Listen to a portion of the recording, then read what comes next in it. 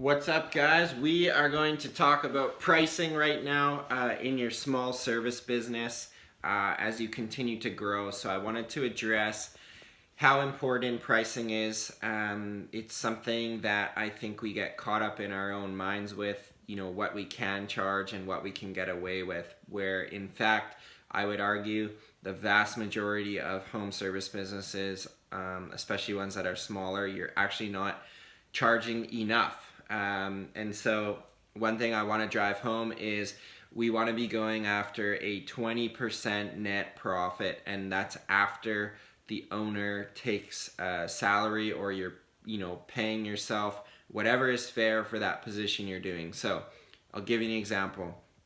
If your company is, say, doing $200,000, let's say you're growing, and let's say that business owner says, oh, I did 200 grand and I made $60,000 on that. By the time you paid your guys, gassed up the trucks, paid for your materials, paid for your storage facility, insurance, whatever else, your marketing, all that's paid, you're left with 60 grand. So he says I made 60,000 bucks. Well, the fact is that owner, to do the 200,000, probably worked his butt off as a general manager, operations manager, a sales rep. However many hats he had on, it was probably a lot of hats. So you need to figure out in your market, what would you pay somebody to do that job for you? So if he, say you put an ad up on Indeed or wherever you hire, ZipRecruiter, whatever it is,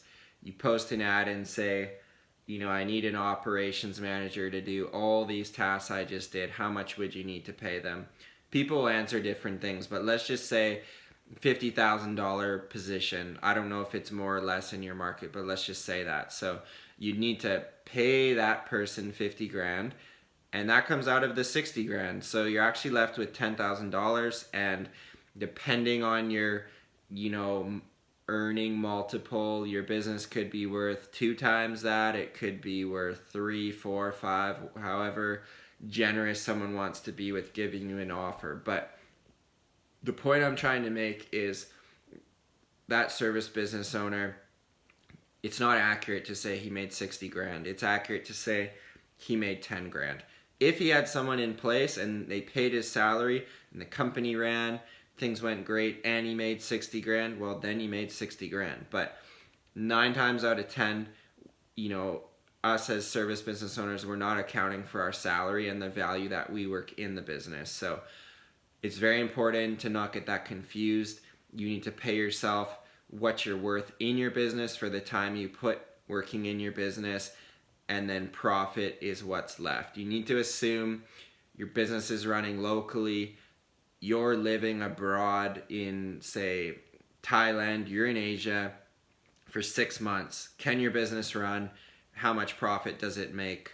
Or will the thing be a dumpster fire by time you get back? And so I think as owners, we're sold a lot of times the perfect automated business. You can go live on a beach for a year and everything runs great.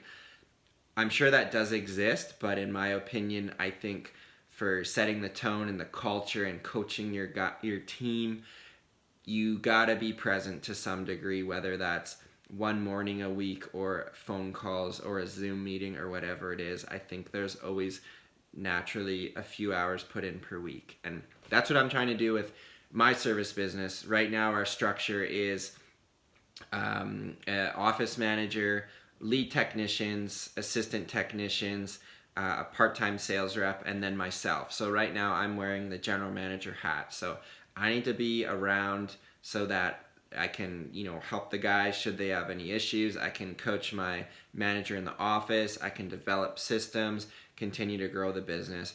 Could I leave for a week? Yeah, I probably could. Could I leave for a month?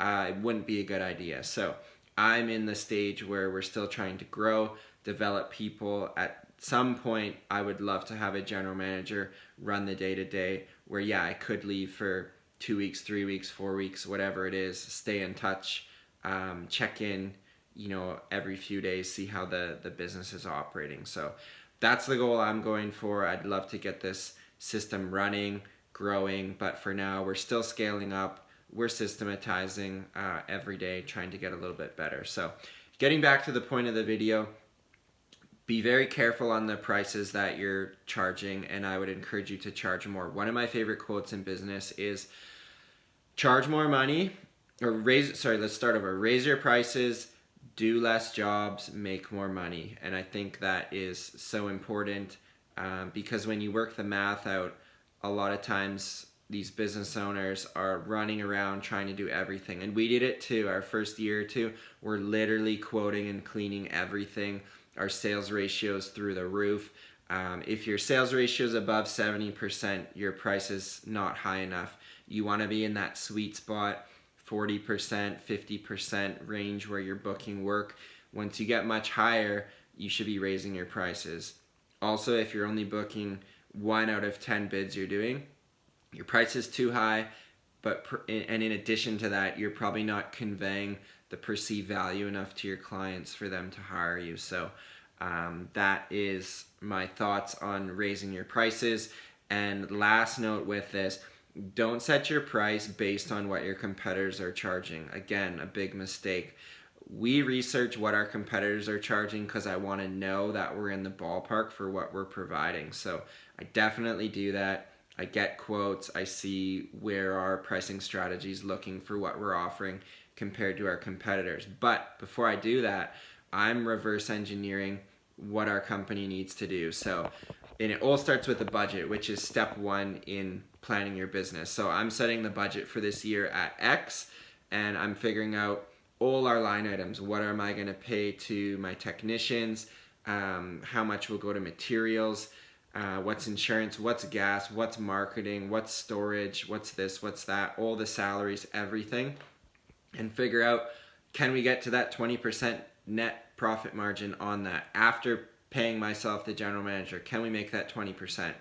If we can't, then we should be raising our prices. And caveat to this, sometimes you do want to take lower than 20% because you're playing for the long term and you really want to just reinvest in your business, and that's going to show a lower margin if you're going crazy spending on marketing. For example, I think marketing should be about 5% of your total overall budget. So if you're doing a $500,000 company, should be 5%. $25,000 should be allocated towards marketing. If you're in a really growth year, you could pump that up to 10%, 12%, whatever it is, but that's going to erode that 20% margin. And the only way to recoup that is to raise your prices. So it's a little bit of an art more than a science, but the science part does come in with setting your budget and reverse engineering what you need to charge. And chances are you need to charge more than you think, because a lot of business owners come to the end of the year, they get their credit card statements, they start adding up literally every single line item.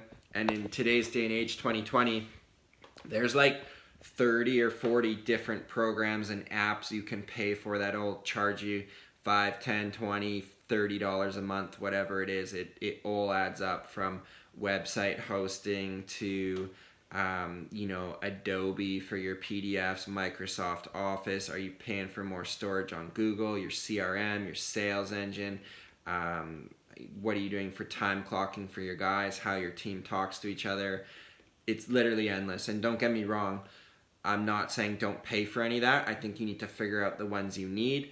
And if you can shortcut your way on a free trial or something as you grow, do it. But I think you'll learn in time the non-negotiable apps and expenses you need to be paying for. Once you know that, you can work backwards and figure out what you need to be charging. So questions on this, send me an email. Love to help you guys with your pricing. I am not the expert, but I'm speaking as someone who's learning every single day with pricing, and pricing just fascinates me because when we can raise our prices, we can pay our staff better, we can spend more on marketing, we can systematize our business, and ultimately we can give our customers a better experience with our company. And also the owner, if you own the company, you'll probably make more profit as well as you raise your prices. So hope this has been helpful. I'm going to cut it off now. Thanks for listening, and talk to you guys soon.